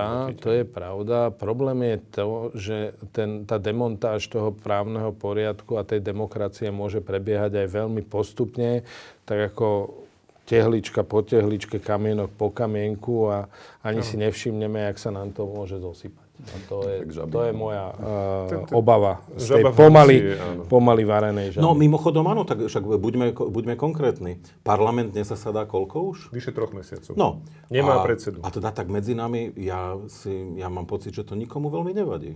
Tak nám to určite... No mne to ako ja som úplne zhrozený z toho, lebo toto je varenie žaby. Že vlastne vám nefunguje parlament, že... A tvárime sa ako keby však sa všetci tvária, že však aspoň tam nekričia po sebe. Hej, ešte ľudia sú schopní niečo takéto povedať. No nie, tak podľa mňa situácia už je úplne tragická. Ano, a vlastne toto sme tu ešte nemali teda. Tu už bolo všeličo teda, ale toto sme tu ešte nemali. A navyše máme prezidenta, ktorý má ústavnú povinnosť zabezpečiť riadne fungovanie ústavných orgánov a absolútne ho to netrápi. On občas vydá nejaké také veľmi všeobecné, vágne vyhlásenie, že bolo by teda fajn, bolo by treba, hej, akože poďme chlapci, zoberme to drevo a odneste ho. Som za a dokonca aj proti. Áno. Mám názor, ale zásadne s ním nesúhlasím a teda prosím vás, možno, ak by ste náhodou mohli, tak keby náhodou, tak možno by ste mohli aj niečo teda s tým urobiť, ale teda keď nie, tak však vlastne zase. Ja mám takých 2 obľúbených Japoncov, ktorí to vždycky vybavia. Jeden sa volá Sato a druhý Trebalo by. Aha, okej, lebo samo so Satom sú tí moji dve. Áno. Ďalšia otázka. Aký je váš názor vzhľadom na momentálnu situáciu na Slovensku? Budú predčasné voľby? Za akých podmienok by mala opozícia šancu uspieť a zostaviť vládu? Martin, ty poznáš nejaké čísla z prieskumov? Tak ono, jak to vyzerá? Keď zoberiem ten náš posledný prieskum z februára, tak tam to vychádza zatiaľ teda na nejaký volebný pád, poviem to, 75 na 75. Myslím, že skutočne dnes niekde tam sa okolo pohybujú, aj aby by sa pohybovali tie reálne čísla, ale ja to naozaj vidím tak, že veľmi dôležité bude to, aké strany vlastne prelezú nakoniec tú 5% hranicu. Poviem to inak. Veľmi často o zložení parlamentu a o výsledku volieb vlastne, teda kto vytvoril vládu, rozhodovalo práve to množstvo tých prepadnutých hlasov. A to z môjho hľadiska bude veľmi, veľmi, veľmi kľúčové. A treba aj povedať, že tak na jednej strane ako na druhej, to znamená aj na strane tej súčasnej koalície alebo strán, ktoré majú bližšie k tej koalícii vládnej, aj na tej opozičnej je viacero politických strán, ktoré sa pohybujú práve vlastne v zóne toho ohrozenia alebo v zóne, poviem to, tých 4 až 7%, čo v podstate je naozaj stále relatívne vratká pozícia. No a ja dodám, a nepoteším nikoho, naozaj nevieme, či budú predčasné voľby, nikto to nemôže vedieť. A znovu zopakujem známe fakty, na Slovensku cesta k predčasným voľbám je predsa len trošku zložitejšie ako v niektorých okolitých krajinách. Prečo sme si to takto kedysi odsúhlasili a stanovili, ja vlastne neviem, možno, že právnici by ma poučili, prečo takto zložito sme to nastavili. Ale jednoducho, keď sa tá vládna väčšina rozhodne, že takto sa vládnuť nedá, no tak pôjdeme k predčasným voľbám, ale ja to naozaj niekde za rohom nevidím v tejto chvíli. Tam bude snaha vládnuť čo najdlhšie, aj za cenu proste uplácania, politickej korupcie, čohokoľvek. No a ako dopadnú voľby, nevieme, pretože úprimne povedané, ja vlastne neviem, že či v tej situácii medzinárodnej, ktorej sme, my môžeme veriť vo férovosť volieb a či môžeme veriť to, že to budú slobodné voľby.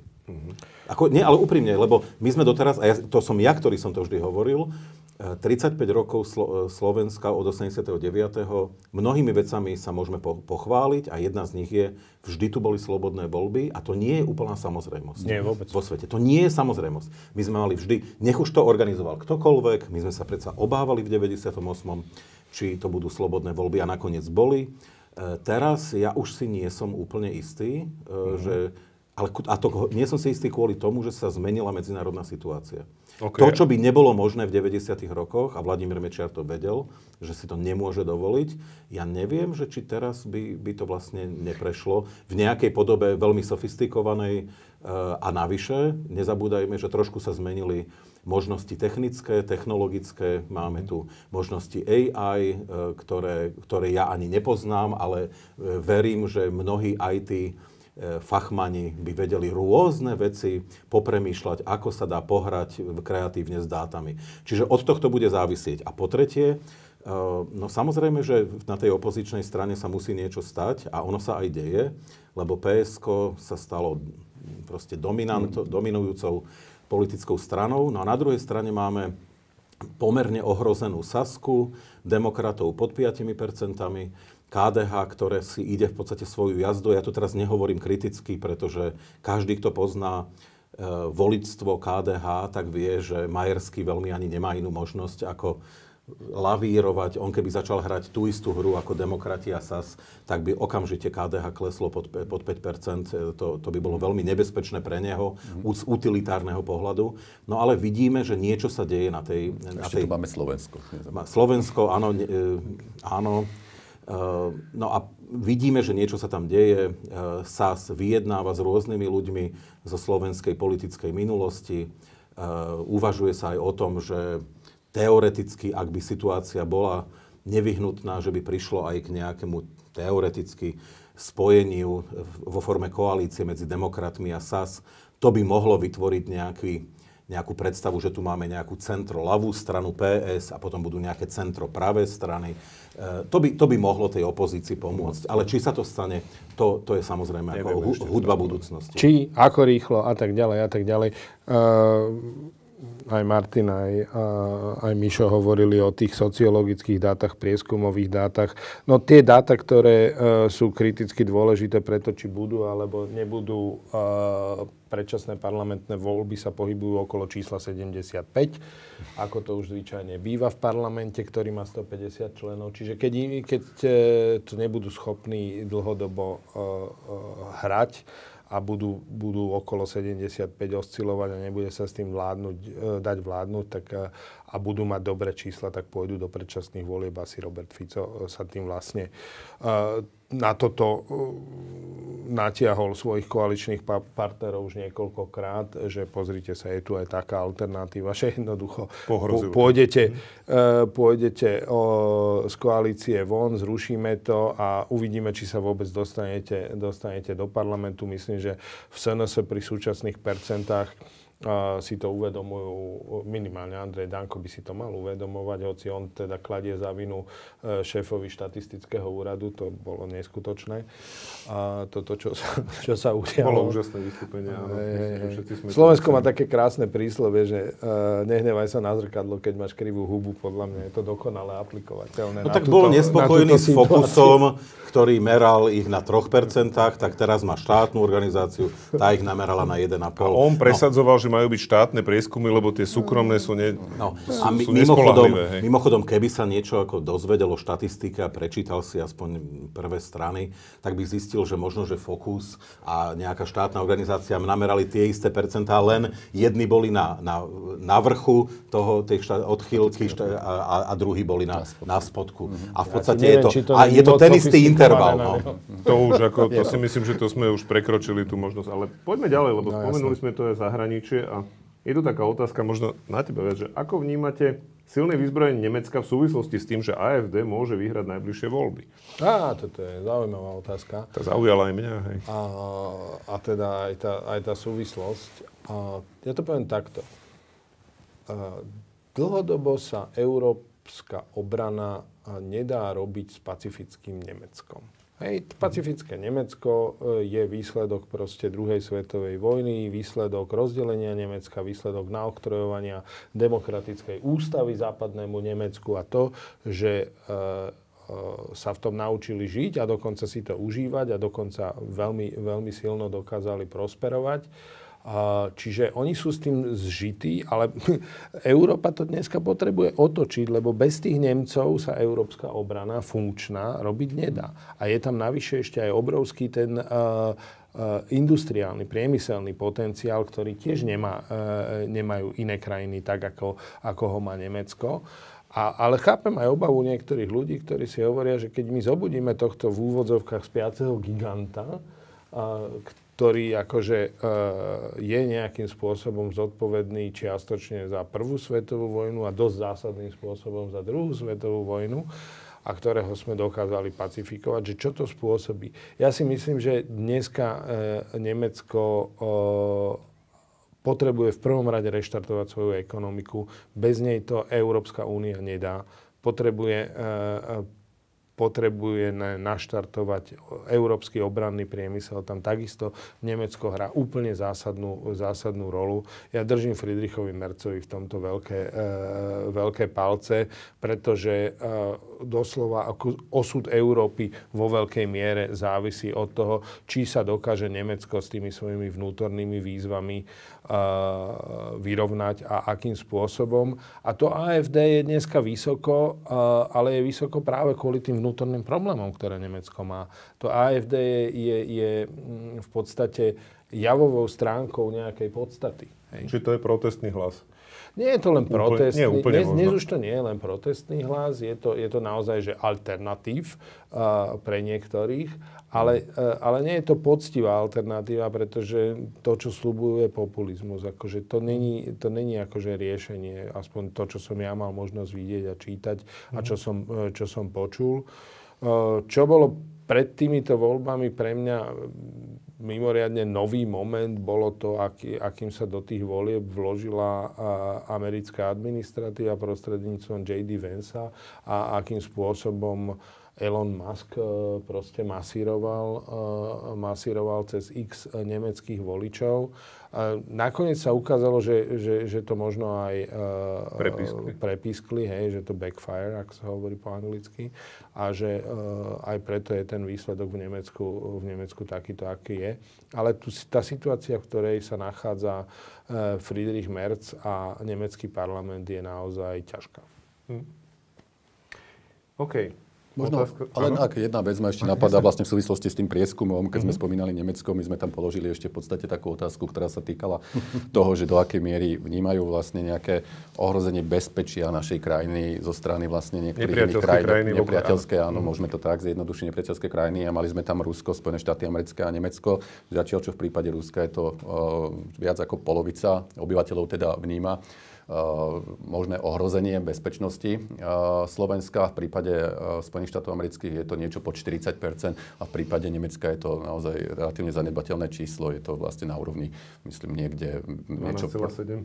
15%. Cez 10% som sa povedať, čiže niekde tam. Hej. Inak toto by si zaslúžilo potom aj nejakú ďalšiu analýzu, lebo ak som sa len tak veľmi zľahka pozrel na tie údaje, ono automaticky neznamená, že tu máme, tak povediať, čas čistých odporovateľov, teda tí, ktorí si myslia, keď to obrátim, že Rusko nie je ohrozením, že Spojené štáty sú ohrozením alebo sú ohrozením. Ono sa to častokrát prekrýva. Hej? To znamená, že aj Rusko, aj Spojené štáty a dokonca aj Nemecko. Čiže to za tým môže byť niečo... Všetci sú ohrození. Áno, všetci sú našim ohrozením. Čiže je to skôr o tom, že sú ľudia na Slovensku, ktorí sa boja prakticky kohokoľvek. Áno, sú takí okolí, ľudia. že nejaká časť tej populácie je taká. Nie všetci sa. Áno, nie, ja by som to iba doplnil, že už na základe aj výskumov Globseku to sa ukazuje dlhodobo, že na prvý pohľad niekedy, keď to vytrhnete z kontextu, tak môžete povedať, že Slovensko je veľmi homofóbne, pretože ľudia sa najviac v celej strednej a východnej Európe obávajú LGBTI ľudí. Poviete, alebo vytrhnete iné, že najviac sa boja migrantov spolu s Čechmi. Alebo najviac sa boja európskych hodnôt. Áno? 50%. Áno? Tak ale keď 50% sa bojí európskych hodnôt, no to znamená, že ich nemá. Keď sa niečo bojí, tak asi to nemám. Áno? A teraz všade dosahujú Slováci veľmi vysoké hodnoty. No ale v momente, ako to prestanete vytrhávať z kontextu a pozriete sa na Slovensko, zrazu vidíte vystrašenú populáciu, ktorú samozrejme niekto ten olej do ohňa neustále prilieva. A tí ľudia sú stále zo všetkého vystrašení. A v permanentnom napätí. Európske hodnoty, ohrozenie tradičných nejakých hodnôt, LGBTI, migranti. Áno, a všade dosahujeme veľmi vysoké hodnoty. A to má niečo spoločné. Presne toto. Ten strach jednoducho zvíťazil, my sa bojíme a kto vie, no, samozrejme nechcem zase doniesť tie hlboké doliny naše, kde proste človek je zavretý v doline, bojí sa, že na konci doliny zase vojdu Turci a budú brať mladých chlapcov, aby sa stali janičiarmi. Áno, môže to byť proste zakódované v tej populácii, ale treba tiež povedať, že niekto tú populáciu celé roky a systematicky straší. Keby to nerobili, tak nemôžeme mať takéto strašidelné výsledky. No, tu si myslím, že naozaj to nie je zakodované. Myslím si, že je to modus operandi politický, že na tom strachu sa tu vládne dlho. A ono ten strach potom bráni konštruktívnej práci. Potom sa čudujeme, že nemáme vybudované nemocnice, školy, cesty a tak ďalej a tak ďalej.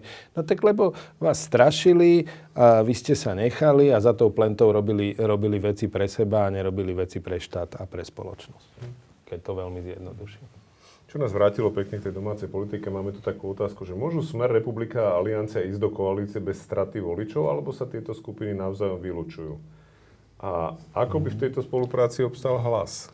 Tak prvá vec je, že teda volebné koalície sa robia po voľbách, nie pred voľbami. Presne tak. Takže ak by aj riskovali stratu, tak predpokladám, že... V ďalších voľbách je asi myslené. Hej. No ale tak minimálne Aliancia má dlhodobo problém vlastne dosiahnuť tých 5%. V tých našich prieskumoch sa naozaj pohybuje na hranici tej zvoliteľnosti, raz tesne nad 5%, potom pod 5%, čiže ani tá strana vlastne nemá dnes tú istotu vôbec. Maďarská aliancia má problém mobilizovať svojich voličov na tom južnom Slovensku. Nedarí sa jej to dlhodobo, tie účasti sú podpriemerné. Že to je teda moja reakcia. Neviem. No, z dlhodobého hľadiska by tam bol problém u toho Hlasu, pochopiteľne. U voličov Hlasu. To znamená, že... Republika asi je... No áno, zrejme by sa dialo to, že nejaká... Presne to isté, čo teraz, ale to teraz naozaj špekulujem, že nejaká časť voličstva Hlasu by v nespokojnosti odchádzala k nevoličom. alebo v tom najlepšom prípade k nerozhodnutým. A tu treba dodať, že teda časť voličov Hlasu už od toho Hlasu odišla. No áno, že inými slovami, že by sa dialo to isté, čo teraz, pretože nezabúdajme, keď Hlas vznikol a všetci ho teda automaticky už nominovali na víťaza volieb, mali 25%. Dnes je to, pokiaľ viem, takých 11-12, že? No ale hlavne ten trend je klesajúci stále. Síce pomaly, ale systematicky. Tak stratili lídra, stratili tú hlavu, to je jedna vec. A druhá vec je, že naozaj sa stali vo svojej politike kópiou Smeru. Akože, prečo by som volil kópiu, keď môžem voliť originála? Hej? Tomu ja rozumiem. Tak tam zrejme naozaj ten odchod Pellegriniho, ktorý predstavoval kvázi ten eventuálne lepšiu fasádu. No a nástup Šuta Eštoka viedol asi aj k tomu. Tak lepšiu fasádu aj treba povedať, že teda je to skúsenejší politik ako jeho následovník výrazne. A je to dané aj tým, že v tých voľbách, ak sme hľadali ten taký podstatný dôležitý faktor voľby toho Hlasu, tak veľmi často to bol práve ten líder. Hej. Čiže to je naozaj strana, ktorá bola a stála na tom lídrovi v porovnaní vlastne s inými stranami, ktoré povedzme mali viac nejaké programové ukotvenie, nazvem to takto, alebo ideologické. No, máme tu otázku. Či máme ešte vôbec šancu dostať sa niekedy do novej bezpečnostnej štruktúry, ktorá sa formuje vlastne v tej koalícii ochotných? Máme. Máme. Máme pri zmene politiky, máme. A jediný problém, ktorý v tom ja vidím, je, že keď už prídete za ten stôl neskoro k záverečnému chodu, no tak zvyčajne sa nenajete toľko, ako keď tam prídete na čas. A ani nedokážete ovplyvniť tú debatu, ktorá tam dovtedy prebiehala. A to je tá najväčšia strata, pretože veci treba robiť vtedy, keď ich robiť treba. A túto my strácame. Áno, mne to pripomína takú jednu konferenciu, to vám porozprával, ma to vždy pobaví spätne, keď si na to spomeniem. Zavolali ma nemeckí priatelia do Mníchova. Ja som tam prišiel a už tam boli nejakí slovenskí kolegovia, iní, nebudem ich menovať, ktorí tam boli už tretíkrát. A ja som prišiel a oni, keď ma uvideli, tak veľmi významne mi ich akože potrebovali oznámiť, že Mišo, ale už ideš zbytočne, že peniaze sú už rozdelené. A ja, že počkajte, že ja vôbec neviem, o čom hovoríte, lebo ja budem mať príspevok a mňa požiadali moji nemeckí priatelia o príspevok. Ale oni sa tak vystrašili, keď ma uvideli, tak mi mali potrebu to oznámiť, že peniaze už sú rozdelené, že neblázne. Hej, no, tak to je približne to, čo sa môže Slovákom stať, že my vás samozrejme vítame, ale prachy už sú rozdelené a tie možnosti na Ukrajine tiež. No. Ale tie náboje môžete vyrábať, keď chcete, samozrejme. Kým ich nebude vyrábať niekto iný. Ale aj tie už sme akože, môžete iba tak do zásoby, lebo tie hlavné várky už robia iní. No. Miro, ja sa opýtam, lebo aj Rastio Káčer o tom často hovorí, o tom, že Slovensko má šancu mať asi len soft power vzhľadom na našu krajinu, výkonnosť ekonomiky, veľkosť armády a tak ďalej. Neviem, či súhlasíš, to je iná debata možno, ale máme šancu, lebo tu sme stratili, podľa mňa, akože zásadným spôsobom vzhľadom na to, čo stvára vláda.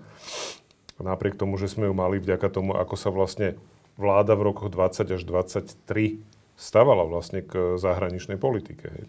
Tam skutočne bolo vidieť, že dobre, premiéra a zahraničná politika chvala Bohu nezaujímala, takže zahraničná služba si mohla robiť svoju prácu veľmi dobre, to treba povedať.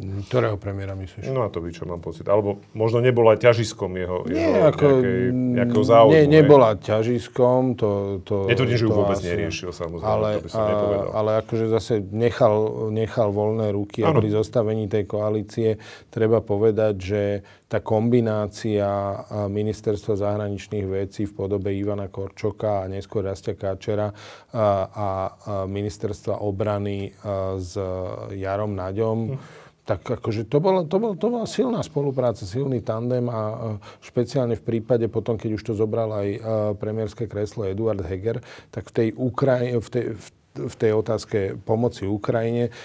Tá trojčlenka premiér, minister obrany, minister zahraničných vecí bola veľmi, veľmi silná, konštruktívna a dokázala proste to Slovensko zaradiť na mapu takým spôsobom, že dneska, keď sa vypočítava, že pomoc Ukrajine per capita, tak Slovensko ešte stále je v prvej desiatke napriek tomu, že potom sa povedalo, že teda už tým Ukrajincom až tak pomáhať nebudeme. Ani náboj. No.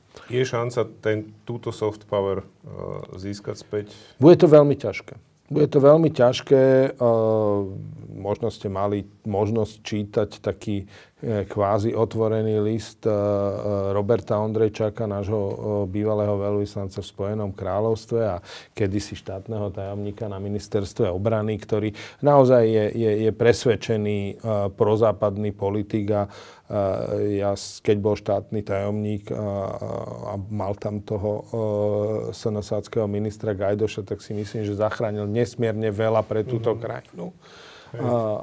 Aj pozitívneho imidžu, aj obrany schopnosti a spojencov.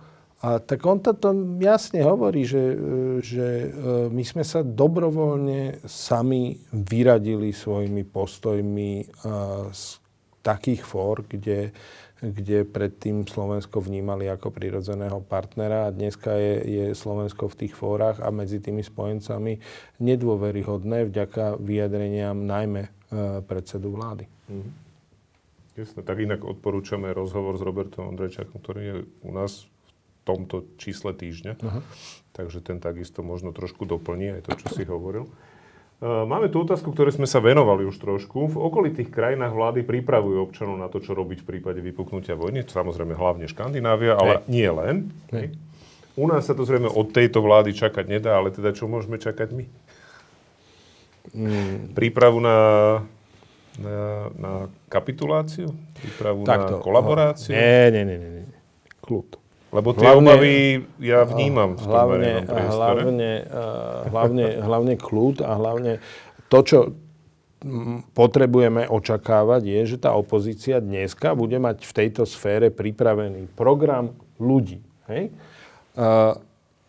V minulom období, a to bolo cítiť, nejakých ľudí možno mali, ale bolo to také ako neúplne pripravené na ten boj s dezinformáciami. A vlastne Globsek bol obvinený, že celú túto oblasť boja s dezinformáciami nejako riadil a že tí ľudia z Globseku boli natiahnutí do štátnej správy. No oni tam boli natiahnutí, pretože iní neboli. Hej? Lebo sa tomu venovali predtým a proste nebolo odkiaľ. To, čo by dneska mala robiť opozícia, mala by si pripravovať ľudí a programy a proste venovať veľmi, veľmi solidnú pozornosť tomu, ako sa pracuje s obyvateľstvom, ako sa obyvateľstvo pripravuje na krízové situácie, aký máme mať krízový manažment, akým spôsobom sa máme informačne brániť, akým spôsobom máme byť pripravení na hybridnú vojnu, ktorá tu prebieha. Toto je úloha opozície. Keď si v opozícii, tak sa pripravuj na to, že budeš vládnuť. Nezaoberaj sa talafatkami, pripravuj sa na vládnutie. No, ty si povedal, že hlavne kľud, tak som si spomenul na pesničku Ríša Millera Ticho, ticho, kľud. Verte mi, že po tých sprostých prídu zasa osobnosti. No, to bolo krásne. Áno. Tak ale optimizmus. Nie, a teraz ako doplním. Mne chýba, a možno iba o tom neviem, tak zámerne to budem hovoriť tak skromne, že opozícia, keďže táto krajina nevyhodnocuje poriadne hybridné hrozby, prestala to robiť, tak by to mala zabezpečiť si opozícia, aspoň v nejakej forme. Sú tu na to vytvorené kapacity personálne.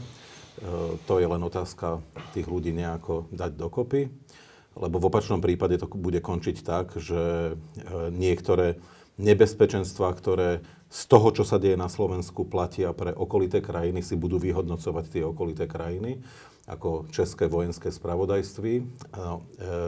Mali by sme si to robiť sami, hej? A toto je úloha opozície, podľa mňa. No a samozrejme, že ono platí to, že to, čo robia krajiny ako je Švédsko, Fínsko, by úplne kľudne mohla vlastne v nejakej forme robiť opozícia, informovať ľudí, že čo vtedy, keď nastane niečo nepredstaviteľné, ale urobiť to spôsobom tak, aby to nebolo hodnotené, že ľudí strašia. Hej? Proste kľudne to môžu urobiť aj v spolupráci s niekým iným v rámci EÚ, NATO. Proste tváriť sa, lebo to je to tváriť sa, ako keby tí, čo tu vládnu, ako keby neboli. To je, ináč, tento prístup konec koncov po roku 89 mali niektorí ľudia. Ja si spomínam, že ja keď som prišiel začiatkom 90. rokov na Masarykovú univerzitu, tak tam bol profesor Možný. Fantastické. Všetko bolo rozpadnuté, samozrejme po komunizme, ešte strašidelnejšie ako v Bratislave. Ale on proste od začiatku hovoril, budeme sa tvážiť, že tých 40 let nebylo. A naozaj veľmi konzistentne to robil. A výsledok je ten, že vybudoval proste ako fantastickú nielen katedru, ale fakultu celú. No a to je presne to. Nech sa opozícia tvári, že henty ani nie sú. Treba ich kontrolovať, ale hlavne si robiť svoje a presne ako Miro povedal, pripravovať sa na vládnutie. Áno? Aby vlastne vplávali do niečoho, v čom budú už iba pokračovať. A to, že takýmto spôsobom dokážu vytvoriť minimálne imidž, predstavu kredibilnej alternatívy je dôležité tak dovnútra krajiny, ako aj navonok. Keď tí partneri vonku vidia, že pozrite sa, ale tu je klúpa rozumných ľudí, ktorí sa vedia dať dokopy a vedia majú šancu, že budú vládnuť na Slovensku, tak sa k tomu Slovensku budú správať s tou perspektívou. Keď to nevieme zabezpečiť, tak sa k nám tak nebudú správať. A to je veľmi dôležité, to čo povedal Miro, lebo ak si ľudia spomenú ešte na roky 97-98, vtedy ten slovenský režim robil Mečiarov strašidelné veci. Naozaj. Tam sú veci, ktoré sú zabudnuté dnes. Ja iba pripomeniem, že to išlo až po také veci, ako bola akcia SIS, Dežo, ktorá bola z našich peňazí daňových poplatníkov orientovaná proti Českej republike, podpora extrémistov v Českej republike, aby sa ukázalo v predvečer vstupu do NATO Českej republiky, že je to nestabilná krajina. Áno? Strašidelné veci sa prekaziť vstup Českej republiky. Áno, lebo nás vtedy nepozvali. Lebo nás nepozvali. Čiže tu sa diali takéto veci. A napriek tomu Praha, Budapešť aj Varšava vtedy mali takú blahosklonnú, by som povedal, pozíciu, že dobre, je tu nejaká pani Kramplová, je tam Mečiar, ktorý robí takéto veci, je tam zmarené referendum o NATO, ale my vidíme, že sú tam sily politické a relevantné politické sily, ktoré sa pripravujú na vládnutie. A keď prídu oni, tak tá pesnička bude znieť úplne inak. No a presne tak to aj bolo v konečnom dôsledku, ale tá opozícia tiež to dávala veľmi hlasno najavo. O sebe by som povedal vtedy. A vidíte to teraz u našej opozície? Alebo je to skôr výzva, že chlapci začnite už konečne, ako sa ozvalo na námestiach? Posledne budíček. No, tak ak môžem... Toto povie. Ako si začal, že možno o tom neviem. No, tak teda hovorme o tom na rovinu, hej? Akože vidíte aspoň nejaké zárodky tohoto? Vidím zárodky. Áno. Vidím zárodky, úplne jednoznačne. Okay. Dobre. Možno posledná otázka aj s ohľadom na čas. Taká veľmi všeobecná, že čo je podľa vás najpozitívnejší a najnegatívnejší výsledok toho prieskumu, ktorý sme videli? Ktorá tá odpoveď, alebo ktoré to zistenie, je možno úplne prekvapivé, ale ktoré je pre vás? No, podľa mňa to najpozitívnejšie je to potvrdenie toho, že patríme aj mentálne jednoducho tým nastavením obyvateľstva do tej západnej Európy. Hej? Lebo to je pre mňa vlastne to potvrdenie skôr ako zistenie, keďže poznám tie dáta, hej, tak toto je pre mňa vlastne to najpozitívnejšie zistenie napriek všetkému ostatnému, čo sme tam hovorili. Hej. A negatívne? No, ja by som povedal, že pre mňa to najpozitívnejšie bola tá deklarovaná súčasť Západu, že slovenskí občania sa cítia väčšinovo ako súčasť Západu a 70% podpora pre alianciu. A keďže som kedysi bol šéfom takej pracovnej skupiny pre prácu s verejnou mienkou pred vstupom do Severoatlantickej aliancie a začínali sme na 24% po útokoch v Kosove, tak 70% ma nesmierne teší ako vývojová krivka. Čiže to sú dve pozitívne a tá negatívna, to bola tá štruktúra tých voličov orientovaných na východ, kde ten smer vychádzal tak veľmi jednoznačne. A pre mňa je to obava z toho, že oni sa navzájom živia. predstavitelia Smeru s voličmi Smeru a že je to zaciklené, že ten Robert Fico sa v priebehu rokov posunul tak blízko extrému, že už z toho ani nevie vyskočiť a že toto je pre neho záchranná brzda a vďaka tomu a práve preto robia tie šarády s Moskvou a dovolujú tu brat za brata, aby tu nosil kadejaké petičné hárky a podobne. Jednoducho dovolili tú ruskú hybridnú vojnu rozvinúť na Slovensku naplno.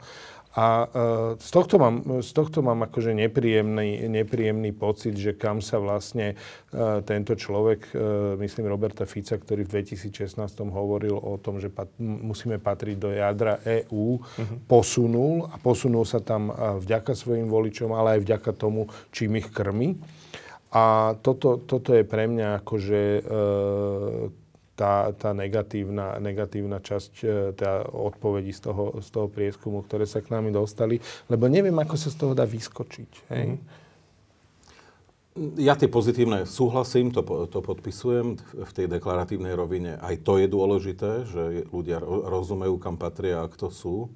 No a to negatívne, iba 10% ľudí, ktorí by teda odsúhlasili zvýšenie výdavkov na obranu nad 3%.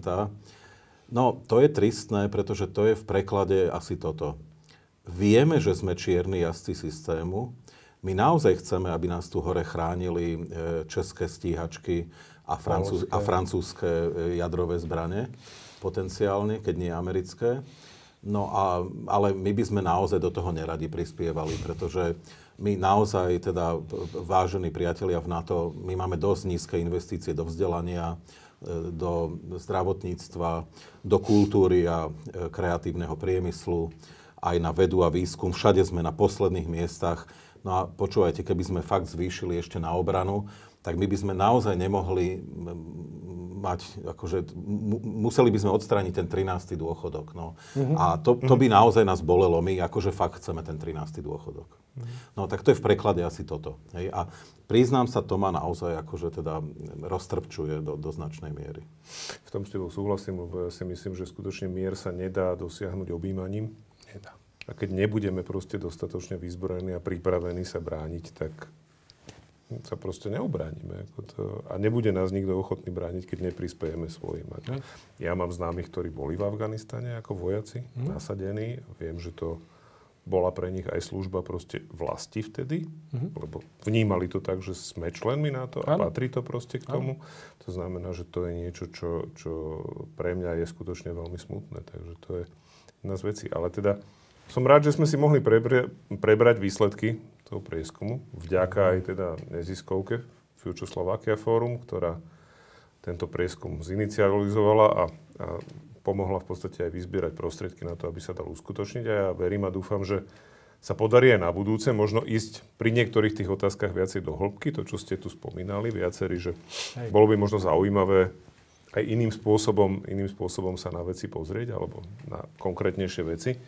A ďakujem všetkým, ktorí ste nás sledovali naživo. Ďakujem za otázky na Slido a samozrejme našim hosťom, ktorí teda už po druhýkrát prišli a rozprávali sa s nami. Ďakujem pekne. Ďakujem. Ďakujem.